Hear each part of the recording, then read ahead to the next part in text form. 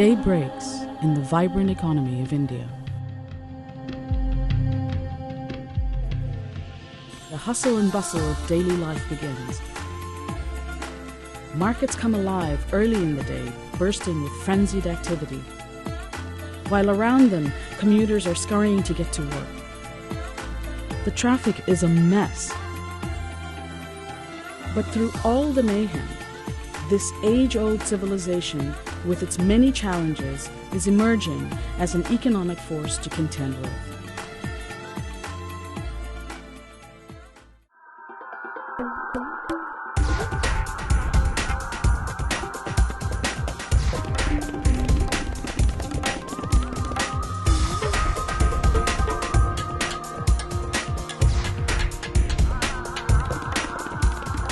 Often referred to as an economic powerhouse, India has sustained rapid growth for the last 2 decades. During the recent global financial crisis, most countries of the world suffered. Stock markets fell, financial institutions collapsed, and even the wealthiest of the world's nations needed to be rescued. India, though it was affected by the crisis, recovered quickly. The difference between other countries and India is that the recovery was very rapid. The impact was short-lived, and this was because of basically 2 things. One, the Reserve Bank of India put in place immediately stimulatory policies, and so did the government. The government got a bit lucky, if you wish. They had fiscal policies that were already stimulatory. That helped boost India's economy during the crisis. And that's one of the big reasons why it recovered as quickly as it did. India's economy is primarily driven by domestic sources of growth, unlike its neighbors who rely heavily on exports. This benefited India during the crisis since it looked inward for sources of growth which insulated the country from the wrath of the crisis. Positive growth is not a new phenomenon in India, since the country has sustained a healthy growth rate for the last 2 decades. What is the secret behind this economic success? Perhaps the answer lies in the lessons learned from its turbulent past. After gaining independence in 1947, India's economy was extensively regulated, protectionist, and as a result, growth was slow. India was able to turn its economy around in the early 90s by implementing free market principles and liberalizing government regulations.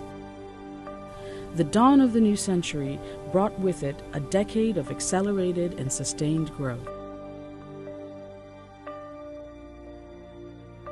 I think the inherent dynamism of the Indian economy again needs to be unleashed by reducing government regulations that have prevented Indian industries from actually realizing the dynamism, but at the same time maintaining effective regulation. And on many of these issues, India has struck its own path, not blindly copying lessons from the West, but I fear there is also a sense of insularity that still remains in India that needs to be gotten over. We need to be able to import the best ideas from abroad, adapt them to the Indian circumstances, but not allow ourselves to be held back by old notions of orthodoxy.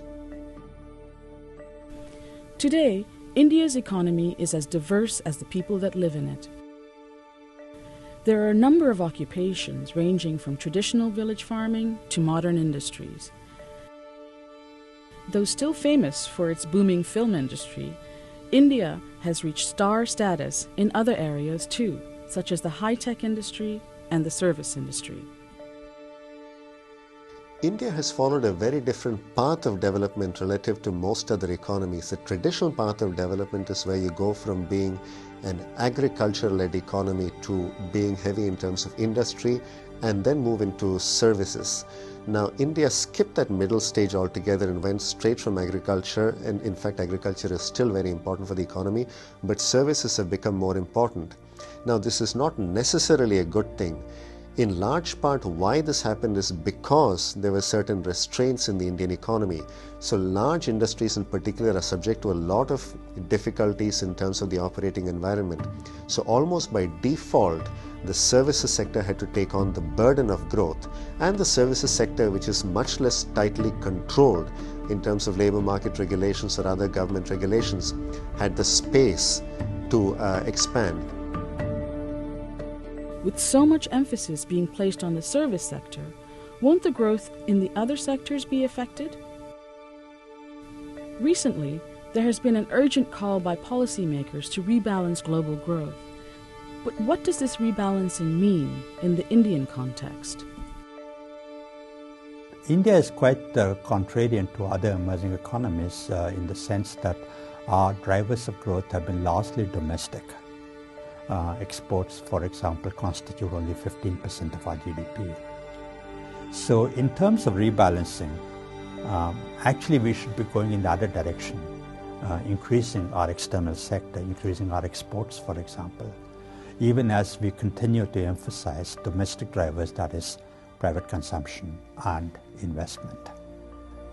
The second rebalancing we have to do is to shift from services to manufacturing.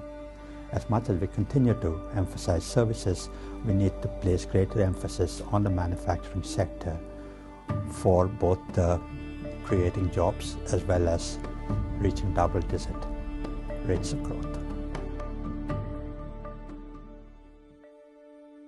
There are imbalances in other areas of the economy as well. Roads are in disrepair, access to water and electricity is dismal, and mass transit abhorrent. One of the key ingredients to running the country more efficiently lies in developing its infrastructure and enhancing its financial structure. For those people who visited India, they can see how poor the infrastructure is in many areas. And this is what's been holding up manufacturing. And I mean specifically electricity. You can't run a factory plant if you have 20 hours of brownouts or blackouts. And you have to generate your own power. It's very expensive, it's inefficient, it's damaging to the environment. Infrastructure has been described, including by me, as India's Achilles heel. You have difficulty in moving your goods from either the farm or your factory to the ports and airports, or to even towns and villages around you. So infrastructure is in fact the key focus of economic policy. Fortunately, this government has really seized on this and has made it a priority. Adding to this laundry list of challenges is India's rate of inflation, which is the highest amongst emerging markets. India is really kind of unique. The whole rest of the world is not really looking at strong inflation pressures, and in fact, in the advanced part of the world, we are looking even at deflation pressures.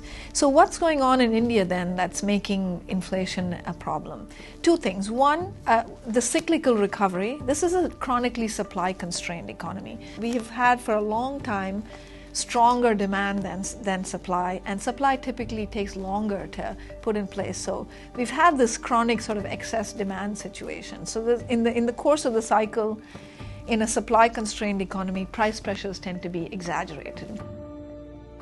There's also the problem of high deficit and debt levels, leaving very little resources for India to spend on economic and social development. And then there's the issue of poverty and lack of education. A drive through any Indian city or its countryside brings to the forefront the abject poverty that still exists in India. Although there has been some decline in its poverty rate over the decades, the country still accounts for 1/3 of the world's poor. India's key challenge is going to be to make sure that those at the margins of subsistence are being pulled out of poverty. China has managed to do this very effectively, pulling a very large proportion of its population out of poverty. In India, although the average growth rate has been very good, I think the fact that we've not been able to deal effectively with poverty is still a major issue.